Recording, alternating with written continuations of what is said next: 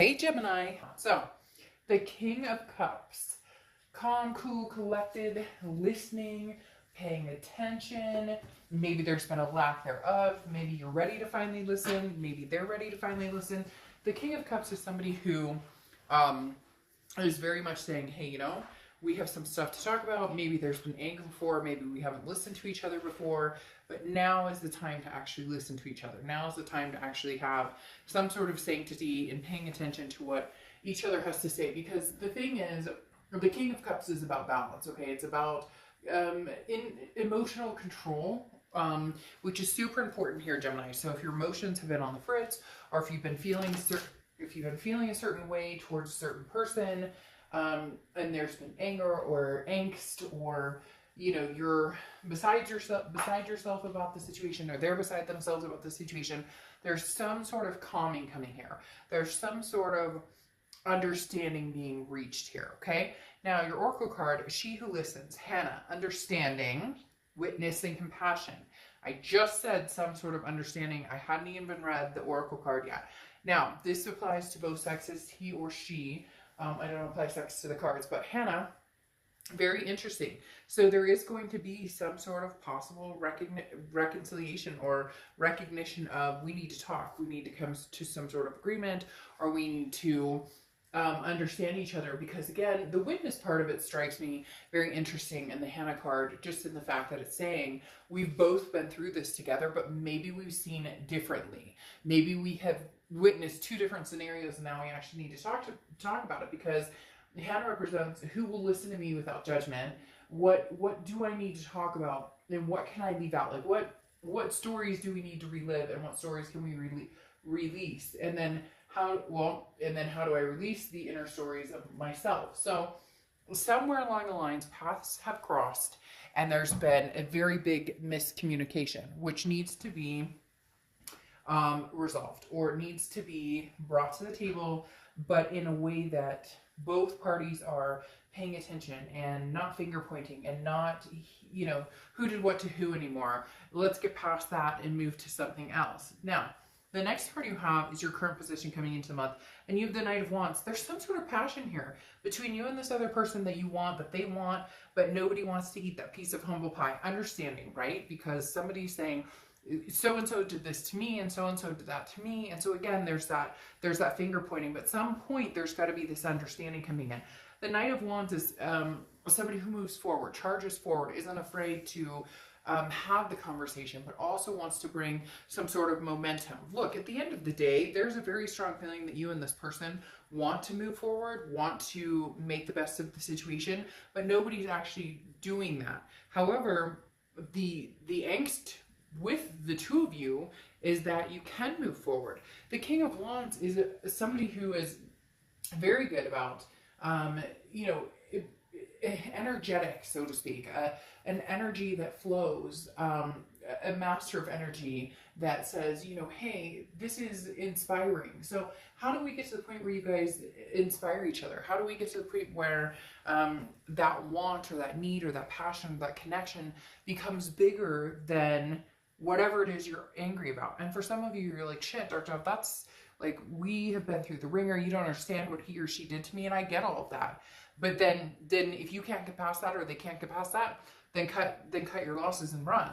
But this King suggests otherwise, and Hannah suggests otherwise, and the Knight of Wands suggests otherwise, and the Emperor suggests otherwise. The Emperor is how you're feeling coming into the month. The Emperor is Aries card, so you could be dealing with an Aries, but I just laughed because I did Aries before you guys, but you could be dealing with, and my cat's screwing around with something in the back, so sorry. She's got a mouse or something, not a real one, a toy mouse or something. She's on a roll, running around. She's also my spirit catcher who meows in the middle of the night at things that aren't there, so maybe there's a spirit here. Oh, and she's talking. Anyways, the Emperor is somebody who wants stability, something solid, something, but this is honor. So this is honor on both sides. This is an apology between two people who genuinely care about each other. And it's very interesting because there is a genuineness right off the bat. And when I was staging for your read, I immediately thought of a Gemini thinking, how can I be the upstanding, because Gemini, the twin kind of sign, right? The dual, it's like, how can I be the best, the angel and the devil at the same time, while putting forth my good side. Everybody has the angel and the devil side. Everybody. You know, like, you're kidding yourself if you think that you've never done anything wrong in a relationship, because we all have. We've all become somebody we don't want to be, or said things that we don't want to say. Some worse than others, right? But the Emperor's talking about some sort of stability, something that you want in your life, a person that you want in your life that this is going the distance. This is feeling secure. The Emperor brings security, and that's what you're looking for, and that's what you're coming into this month, either hoping to find with somebody old or hoping to find with somebody new. The next card you have is your distant past, or the past 5-10 years. Could be throughout your childhood, and you have the Judgment card. The Judgment card is talking about looking back. This is meditating, but this is also understanding, again, where you fit into the picture. I've told this story before in a few reads, but it's been coming up a lot lately because a lot of signs have gotten this encouragement, or these cards that are talking about self-empowerment, or working on yourself, or empowering yourself and becoming a better you. And it comes down to, would I want to be in a relationship with me? I have a really good friend, and it took him, 15 years to find the one he's been married to with 2 kids and whatnot. And sometimes it takes longer than that. Sometimes people, they find them in 2 years, whatever the case may be. But I asked him one time, well, how did you? What do you think, what changed it? Because he kept saying, I've been looking and looking and looking. And I said, okay, well, what did you do differently this time to meet this person? And his exact words were, I said to myself, would I date me? And I realized there are some things about me that I wouldn't want to date. And I had to change. And I'm not saying, Gemini, that's you, but I'm saying it's the realization of you understanding what role you've played in this and what role they've played in this. Because this is very much a double-edged sword here. The next card you have is your immediate past, over the past few weeks, past few months. All right, you have the Seven of Swords coming out, which is manipulation, strategy, some sort of insecurity issue. So either you feel manipulated by them, or they feel manipulated by you. The biggest thing about the Seven of Swords is this doesn't mean that something has to have happened. It could be carried over from something that happened before, but you're not able to get over it. You're not able to wrap that up. And a relationship, or getting back together with somebody without that security, doesn't work. So the Seven of Swords is saying, for the past, few weeks, past month or two, Gemini, you're feeling as though, you've been, maybe, if there's nothing tangible behind it, which has also been happening a lot this month for a lot of reads, where it's more, we need to start seeing some action. If you want somebody back, then the action needs to be shown. If somebody wants you back, then the action needs to be shown. Because too many people are showing up with this, I just showed up so I get a cookie, right? And I think that's a lot of mentality for a lot of people sometimes, is that, it's so hard for us to want to actually show up, because rejection, fear of rejection. What if they don't like me? What if they've met somebody else? And so we're sitting here in our heads going, but I showed up and I said hi and I miss you. And this person's like, that's all you've got? And so there's the Seven of Swords feels like some of you are feeling very manipulated, or feeling like there's a strategy behind it. But at the same time, for some of you, it's very much a way of thinking that's continuous, that you are having a hard time letting go. Even if this person shows up and says, hey Gemini, I miss you, I'm thinking about you, you immediately are like, well, what do you want? Or what's the catch? Or, there's this can't be real, bring something to the table, which to a certain extent, they do need to show up with some action plans in place. The next card you have is your distant future. So over the next few weeks, next few month or two, and you have the Four of Cups. Now, the Four of Cups is feeling taken for granted, wasting time. That's the biggest hesitation here. It's not necessarily that this person's coming in manipulative. They may have done manipulative things before. There may have been some, deceit, or some dishonor, or fighting, or whatever it is. But the Four of Cups talks more about, if I take this path, should I let this go, or should I allow it to come back? Because the Four of Cups is saying, I don't want to waste my time anymore. I don't want to be taken for granted. I don't want them to waste their time. If we can't get along, if we can't make this happen, then what's the point? However, I find it very interesting, again, as I talked about these two cards, understanding is this underlying key here. Somebody needs to change the thought process of, well, if they come back, they're full of shit. This is BS and none of it can be true. And they're just going to screw me over again. But in reality, if that's your thought process, that's what you're going to bring in. What we think and how we present that, or our expectations of a situation, if it's continuously negative, negative, negative, that's what you're going to get back. And people are going to say, oh, you're talking so much during Gemini's read. You don't talk so much, and now you're talking all the time. Literally, the thing is, and you may say, well, Dark Dove, they cheated, or they lied, or what else can I think? Well, then cut your losses and run, but you don't want to. You don't want to, because there's the listening part, the understanding part, the stability part. There's something here that's hook, line, and sinker, that you love this person, you care about this person, regardless of whether you want to admit it. And there are going to be people down in the comments saying, oh, screw that person, or oh, I would never talk to them again. Then don't watch reads about, like exes and past loves and past connections, because in reality, it's something that it's okay to want somebody that's hurt us. It's okay. It doesn't make us a bad person. In fact, it makes us forgiving or loving or understanding. I keep saying that and I'm not meaning to, and it's like blatantly over there. It just shows that you're human and you have feelings. The next card you have is your immediate future. So for the next few weeks, and you have the Nine of Cups, which is a direct opposite of the Seven of Swords that's been going on the past few months. The Nine of Cups is bliss, pleasure, fulfillment. This is saying, maybe I can change my thought process. Maybe we can figure this out. Maybe there's like a light at the end of the tunnel with the Nine of Cups, because the Nine of Cups is legitimately, I can see something happy happening, or I can see something good happening here, or I can see something that is a very positive vibrational pull. Looking at things, the universe is saying with this past, it's always been judgy, judgy, judgy. Well, you did this to me, and I did that to you, and and I said I needed enough.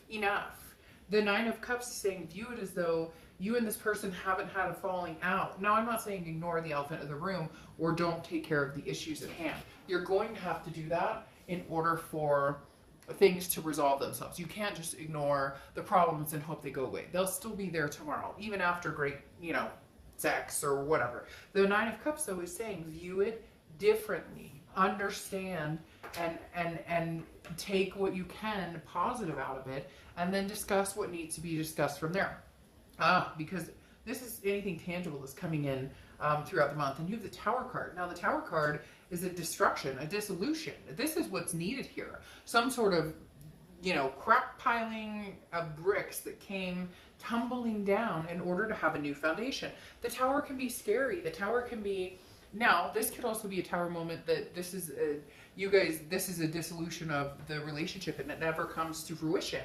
But that's not what's happening here in the cards. The Tower card is about everything falling out of place. Nothing feels comfortable. Everything feels broken and incomplete and total destruction.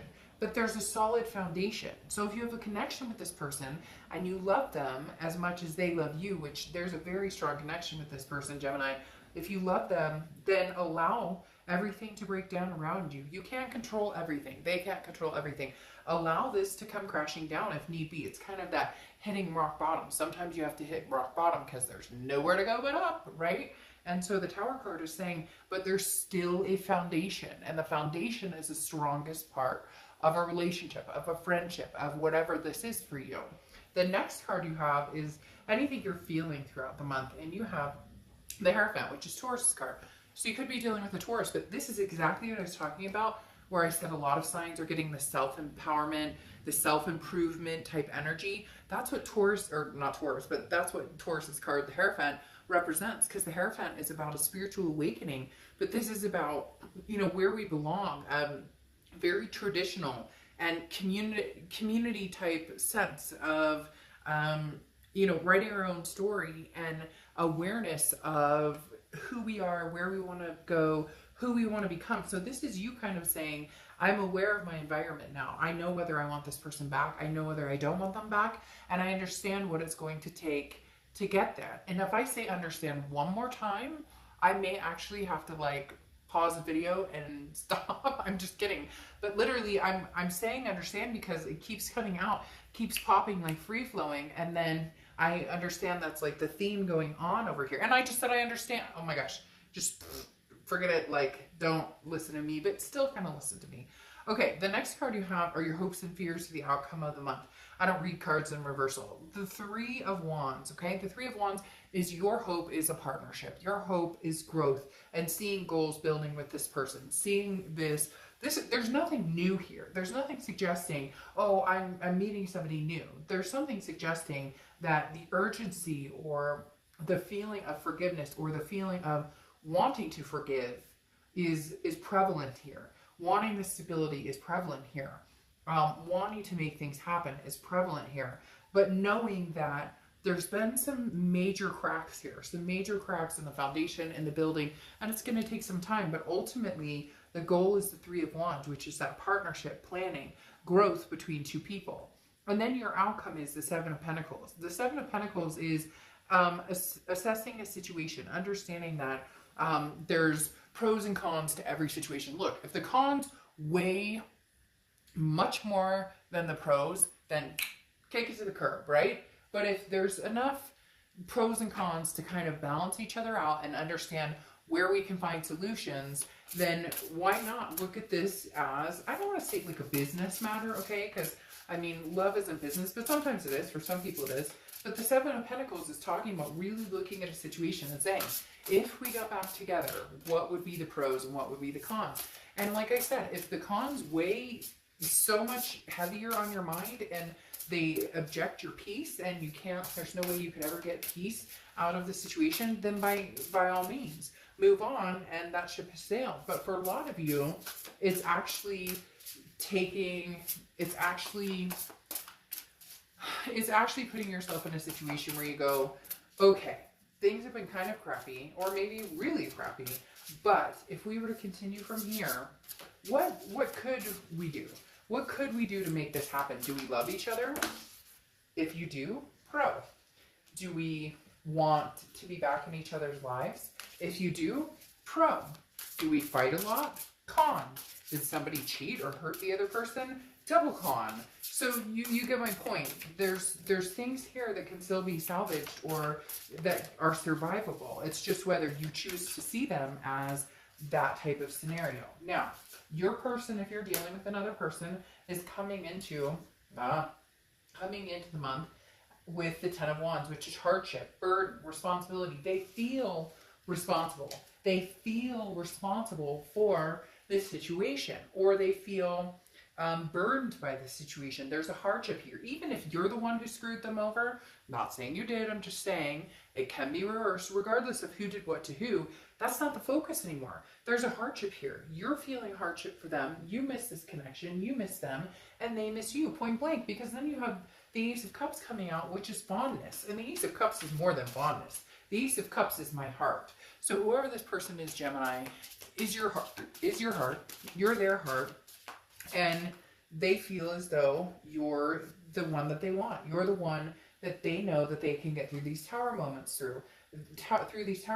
with, because then you have the Queen of Wands coming out. And the Queen of Wands is somebody who's very confident, somebody who's very full of ferocity, somebody who can ignite this passion and stability out of somebody else and regroup. You're almost like kind of the Rock to somebody. You're very much the Rock, yeah. And then the Ace of Swords talking about clarity, power, seeing things in this, again, no muddled crap. There's no more room for that. There's no more room for the second guessing or the worry about betrayal, or they're coming in truly loving you, truly adoring you. And Gemini, I'm not going to lie, you're feeling the same way. There's the Three of Wands here, this partnership, wanting to see this future with this person. And then the Queen of Wands wanting to build them up, but they need to do the same thing. It needs to be reciprocated. And this Ace of Wands is clarity, logic, power, seeing things clearly, understanding, you know, what the pros and cons are. Where can we go with this? Can we go somewhere with this?